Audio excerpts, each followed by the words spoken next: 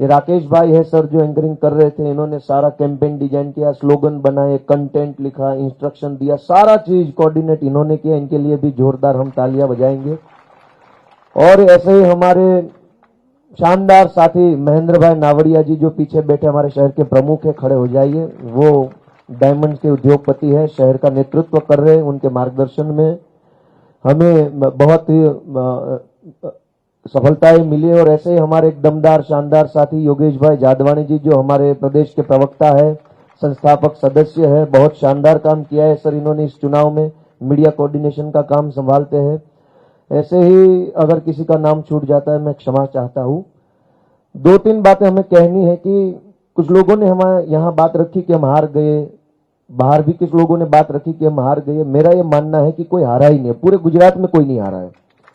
अब आप पूछिए कि क्यों नहीं हारे, इसलिए नहीं हारे हैं कि ये जो सारे बैठे इसमें से 2% लोग ऐसे हो गए जो पॉलिटिकल हो गए, पहले किसी पार्टी में हो गए, पहले चुनाव लड़े हो गए, या कुछ राजनीतिक समझ रखते हो गए। बाकी हम सब लोग, मुझे मिला करके भी हम सब लोग नए लोग थे, कभी ऐसा देखा नहीं था कैसे पर्चा भरा जाता है, कैसे नॉमिनेशन करते हैं, क्या डॉक्यूमेंट चाहिए, किसको मिलना होता है, कौन सी चीजों में से गुजरना होता है, हम किसी को पता नहीं था। हम सबसे पहले जब कैंडिडेट बनने के लिए मन से तैयार हो गए तब से हम जीत गए थे इस चुनाव को। क्योंकि आमतौर पे मेरी उम्र के, आपकी उम्र के, हम सब की उम्र के जो लोग होते हैं फेसबुक पे अपनी बड़ास निकाल करके घर पे जाके सो जाते हैं। क्रांति का रास्ता कोई चुनता नहीं है, सबको चाहिए परिवर्तन, सबको चाहिए बदलाव, सबको चाहिए भ्रष्टाचार मिटाना। लेकिन उसके लिए जो रास्ता है, राजनीतिक रास्ता, चुनाव लड़िए, जीतिए और सत्ता में जाकर बैठ के चीजों को बदलिए, वो रास्ता कोई नहीं लेता है, डरते सब लोग वहां जाने से। आपने वो रास्ता पसंद कर लिया, आपने उस रास्ते को चुन लिया, आपने कैंडिडेट बनने का मन से जब तय कर लिया और आप खड़े हो गए टोपी पहन के, मैं मानता हूं, मैं आप सबको सैल्यूट करता हूं, वंदन करता हूं, आपने वो जीत ली है बैटल। दूसरी बात आपने ये जीत ली कि आपने नॉमिनेशन फॉर्म भर दिया। मैंने तो आज तक नॉमिनेशन फॉर्म मुझे भरना अभी नहीं आता है, आपने भर लिया, नॉमिनेशन किसी का कैंसिल नहीं हुआ, आप ईमानदारी से उस नॉमिनेशन की प्रोसेस को पार कर गए, आपकी वो भी जीत है, आप जीते हैं, नए होने के बावजूद आपका नॉमिनेशन कैंसिल नहीं हुआ है। तीसरा जंग आपने कौन सा जीता कि नॉमिनेशन भरने के बाद ये बीजेपी के भ्रष्ट लोग आपको, आपके परिवार को, आपके समाज को डराने, धमकाने, खरीदने की बहुत कोशिश की, लेकिन आप उन सब में नहीं आए, आप डटे रहे, आप ईमानदारी के साथ खड़े रहे, आप जीत गए हो। आप इस लड़ाई को जीत गए हो, तीसरी लड़ाई को। और चौथी लड़ाई आप कौन सी जीते हो कि आप लोगों के बीच गए, आपने लोगों को हाथ जोड़ा, आपने पर्चे बांटे, आपने माइक लेकर के कुछ बोलने की कोशिश की, आपने आपकी खुद की बात, आम आदमी पार्टी की बात, हमारे माननीय अरविंद केजरीवाल जी के संघर्ष की बात, आपने दिल्ली के काम की बात लोगों तक पहुंचाने में अपना पूर्ण समय दिया। आप न किसी से डरे, ना आप शर्माए, ना आपको संकोच हुआ, आप चलते चलते हर चौराहे में, हर गली में, हर नुक्कड़ में जाके आपने अपनी बात रखी, आप उस चुनाव को जीत चुके हैं दोस्तों। और तीसरी बात कि मतदान के दिन जिस तरीके से बीजेपी के लोग गुजरात में गुंडागिर्दी करते हैं, जिस तरीके से उनके लोग हमला करते हैं, आपने उस चुनाव में डटे रहे, आप वहां भी खड़े रहे, आप ईमानदारी के साथ खड़े रहे, आप ये चौथा स्टेज भी जीत चुके हैं। इसमें से कोई हारा नहीं है सर, मैं मानता हूं कोई हारा नहीं है। और सबसे अहम बात यह है कि अगर ये 27 लोग कांग्रेस से जीते होते तो यहां पे 3 बैठे होते, बाकी के बीजेपी में होते। आप 27 के 27 यहां पे हो, यह आपकी सबसे बड़ी जीत है, यह आपकी सबसे बड़ी जीत है, ईमानदारी की जीत है, झाड़ू की जीत है। और मैं आप सबको एक अपील करना चाहता हूं अति विनम्र भाव से, हमारे मार्गदर्शक अरविंद जी की उपस्थिति में मैं कहना चाहता हूं, आप लिख लीजिएगा इस शब्दों को अपने दिल पे, अपने दिमाग पे, अपने घर की दीवार पे, अपने बच्चों की कॉपी में लिख लेना। मैं जो भी बोलने जा रहा हूं कि 27 लोग हैं, लेकिन 6 करोड़ लोगों की उम्मीद बन के आप लोग आए हैं। आप जो करेंगे वो पूरा गुजरात देखेगा और उसको देखने के बाद गुजरात आपको वोट करेगा। हो सकता है कि बीजेपी के कुछ लोग, जो उनकी पुरानी आदत है, जो उनका पुराना क्राइम रिकॉर्ड है कि लोगों को डराओ, धमकाओ, लालच दे दो, हो सकता है ये भी कर ले कि आप में से किसी साथी को वो बरगलाए, ये बताए कि आप तो इतने कैपेबल लोग हैं, आप तो अपनी इतनी क्षमता है और आपको ये पद नहीं मिला, वो पद नहीं मिला, कह के आपको बरगलाए।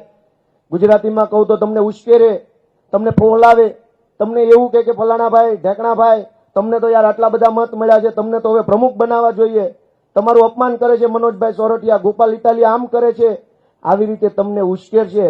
लेकिन ये सब चीजें जब होगी तब आपको ये सोचना है कि आपके ऊपर गुजरात के 6 करोड़ लोग जो है उनके बच्चों की शिक्षा का भविष्य आपके ऊपर निर्भर करता है। अगर आप किसी की बातों में आ गए, आपके अंदर अगर किसी हमारे पार्टी के पदाधिकारी के बारे में अंदर किसी के बारे में अगर गलत सोच आ गई, आपने कुछ गलत कदम उठा लिया, देख लेना कि सारे जो शिक्षा खराब की है इन बीजेपी कांग्रेस ने वो और खराब होगी, और जो बच्चे नहीं पढ़ पाएगा उसके पाप के जिम्मेदार हम सब मिलकर के होंगे। अगर आप चाहते हैं कि गुजरात के स्कूल ठीक बने, गुजरात के अस्पताल ठीक बने, गुजरात की सरकारी सिस्टम ठीक बने, हमारे सभी भाइयों को न्याय मिले, सबको सम्मान मिले, महिलाओं को मान मिले, बुजुर्गों को सम्मान मिले, युवाओं को रोजगार मिले, जिसकी जो जरूरत है, जिसका जो अधिकार है वो सबको मिले, ऐसा आप चाहते हैं तो आपको 5 साल तक काम करना है, किसी की बातों में नहीं आना है। कभी ये भी हो पाएगा, ये भी होगा कि आपको ये लगेगा कि मैं इस काम के सबसे काबिल आदमी हूं, आपको ये लगेगा कि मेरे से ज्यादा किसी में इस बात की क्वालिटी नहीं है, ये काम मैं सबसे अच्छी तरीके से कर सकता हूं, आपको ये भी लगेगा कि ये पद मुझे ही मिलना चाहिए, मैं ही इसके लायक हूं, फिर भी आपको नहीं मिलेगा। ऐसे 1000 मौके आएंगे, लेकिन आपको झाड़ू के निशान के साथ खड़ा रहना है। रोज हर चीज में आपको देखना है कि झाड़ू ने आपको जिताया है, झाड़ू ने आपको आगे बढ़ाया है। आप देख लीजिए कि हम, अगर ये झाड़ू नहीं होता, ये अरविंद केजरीवाल जी का संघर्ष नहीं होता, ये आम आदमी पार्टी नहीं होती, तो हम कहां होते, ये हर साल हमको हर दिन सोचना है। कौन हमको टिकट देता, कौन हमको चुनाव लड़ाता, कौन हमको इतना मान सम्मान देता। ये हमारी पायल बहन बैठी है, 22 साल की उम्र में कॉर्पोरेटर बन गई। अच्छी बात है, गर्व की बात है, सम्मान की बात है कि हमको पार्टी ने इतना मान महत्व दिया है। अब हमें पार्टी के लिए, गुजरात के लोगों के लिए, जिन जिन लोगों ने हमारे पीछे मेहनत की है, उन लोगों के लिए क्या करना है, किस तरीके से करना है, कितनी हद तक करना है, वो हमारे ऊपर निर्भर करता है। तो मैं इन 27 साथियों को, और जो साथियों ने लोगों का प्यार पाया है, जिन साथियों ने मेहनत की है और 4 स्टेज की सफलताएं पाई है, सबको मैं रिक्वेस्ट करता हूं कि आप जुड़ जाइए काम में, कभी भी मन में अहंकार ना आए। हमारे राष्ट्रीय आदर्श जी देखिए, मुख्यमंत्री है लेकिन कैसे बैठे हैं, कैसे दिखते हैं, देखिए ये सादगी, ये सरलता, ये निरंग, ये अभिमान रहित बातें, ये देखिए, इनसे प्रेरणा लीजिए, सब में से प्रेरणा लीजिए। हमारे किशोर काका जो इतने साल के बुजुर्ग है, 1 लाख रुपया उनकी पेंशन आती है, फिर भी वो ऐश आराम नहीं करते, हमारे लिए वो काम करते, दिन रात दौड़ते भागते। कभी भी आपके मन में कुछ गलत ख्याल आ जाए, गलत सोच आ जाए, कुछ बीजेपी कांग्रेस वाले आपको बरगलाए, आपको फोन करे, आपके परिवार के लोग आपको ये कहे कि आपको ये पद मिलना चाहिए था लेकिन नहीं मिला, आपके साथ अन्याय हुआ, तब देखना किशोर काका के साथ, किशोर काका का चेहरा देखना, अरविंद केजरीवाल जी का चेहरा देखना, और उन बच्चों का चेहरा देखना जिसको स्कूल नहीं मिली, जिसके पास फीस भरने के पैसे नहीं है, उनको याद करना और फिर आगे बढ़ना। आप सबको मैं रिक्वेस्ट करता हूं, आप सबका मैं धन्यवाद प्रस्तुत करता हूं। गुजरात का भविष्य आपके हाथों में, उन 27 लोगों के हाथ में है कि गुजरात में आने वाले दिनों में स्कूल कैसी होगी, अस्पताल कैसे होंगे, और एक सबसे अहम बात कि हम सब की औसत उम्र, सरेराश उम्र આપણા સૌની 31, 32, 35 વર્ષના આપણે બધા હશું લગભગ। 31 વર્ષની ઉંમરમાં ક્યારેય કોઈને રાજકારણમાં સ્ટેજ ઉપર બેસવા તો જો સ્ટેજની નજીકમાં એમાં ઉભા રહેવાય ન મળે।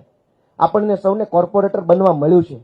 ये आपके ऊपर निर्भर करता है कि आने वाले दिनों में आपके जैसी उम्र के हजारों लोग राजनीति में आएंगे कि नहीं आएंगे, आपके ऊपर निर्भर करता है। अगर आपके माध्यम से कुछ गलत कदम उठ गए, हजारों लाखों युवाओं के लिए राजनीति के दरवाजे बंद हो जाएंगे। ये बीजेपी कांग्रेस के लोग बोलेंगे, ताने मारेंगे, हमको दबाएंगे कि देख लीजिए, देख लिया है पढ़े लिखे लोगों ने क्या किया, ये युवाओं ने क्या किया, आम आदमी पार्टी वालों ने क्या किया। ऐसे ताने मार मार करके हम जैसे नौजवानों के लिए, पढ़े लिखे लोगों के लिए राजनीति के दरवाजे बंद कर देंगे ये लोग।